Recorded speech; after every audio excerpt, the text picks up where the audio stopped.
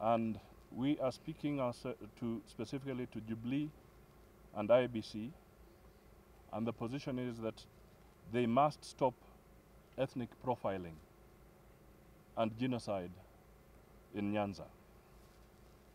Yesterday, the 26th of October 2017, Kenyans resisted ill-advised attempts by the Jubilee Party to impose a farcical election that has only exposed the country to ridicule and left the nation more divided than ever before. We wish to thank all our supporters who heeded our call to stay away from the discredited polls. We also thank Jubilee supporters who saw the charade for what it is and refused to be part of it. Kenyans boycotted the sham in Busia, Kilifi, Mombasa, Kitui, Kisii, Nyamira, Narok, Kajiado, Kitui, Makueni, Machakos, Wajir, Mandera, Garissa, Vihiga, Kakamega, Nairobi, Kisumu, Siaya, Migori, Bungoma, Homa Bay, Samburu, West Pokot, Turkana, and Trans Nzoia.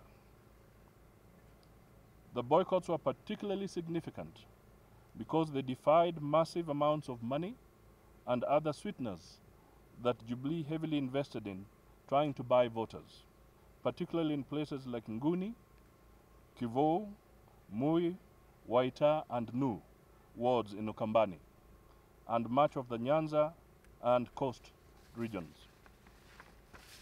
By staying away, we have all made the case that indeed we, the people, are sovereign. The citizens have finally opened the servers that the IBC refused to open. The boycott has shown that the so-called numbers and percentages that Jubilee and Uhuru Kenyatta have been talking about were all along fraudulent. Uhuru lost elections in August. He has again lost this sham one, in which he was basically running against himself. Kenyans everywhere have overwhelmingly made a loud statement against Jubilee's electoral farce. We are profoundly concerned at state profiling of a part of our country with sinister, violent motives that could lead to a massacre of innocent people.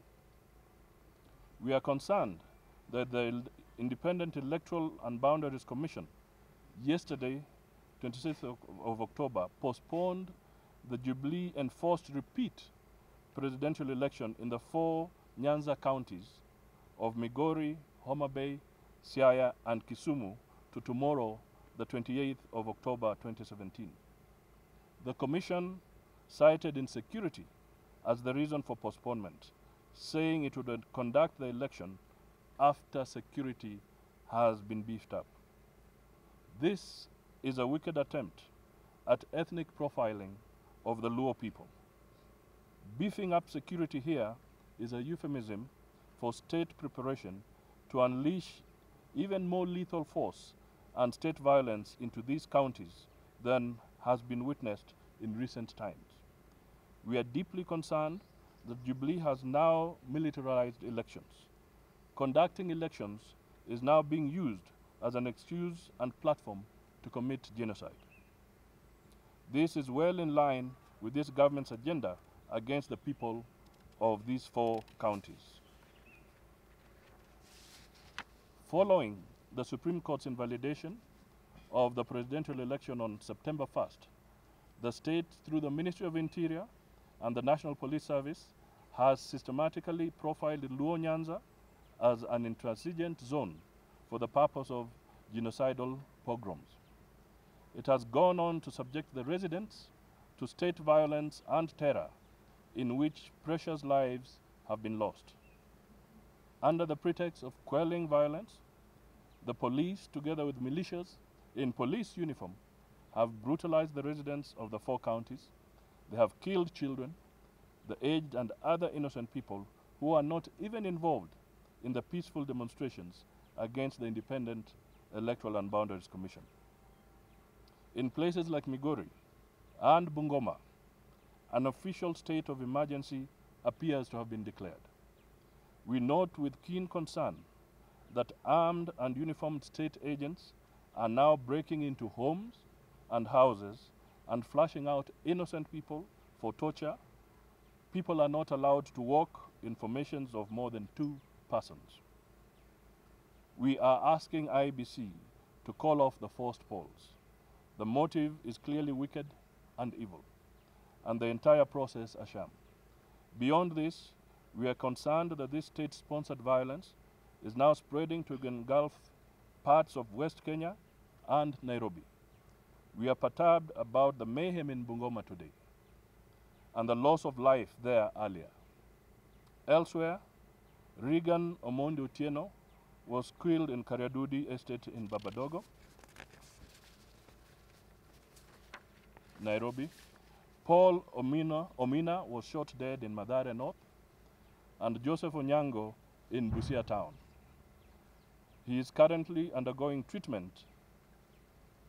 19-year-old George Odhiambo was shot dead in Kondele in Kisumu. Whichever way you look at it, this government is unhappy that the people have rejected it. It has elected to fight back through violence, death, and mayhem. The so-called fresh elections in Luo Nyanza is only an excuse to massacre unarmed citizens. It is also instructive that this zone is largely a Seventh-day Adventist church region. We caution state agents against disrupting Christian worship through a meaningless election exercise, and even worse, violence. In the event that IEBC refuses to listen to wisdom and instead goes on with these meaningless forced polls, we advise the people not to walk into this trap of death. We call on the residents of these counties to stay away from the planned polls.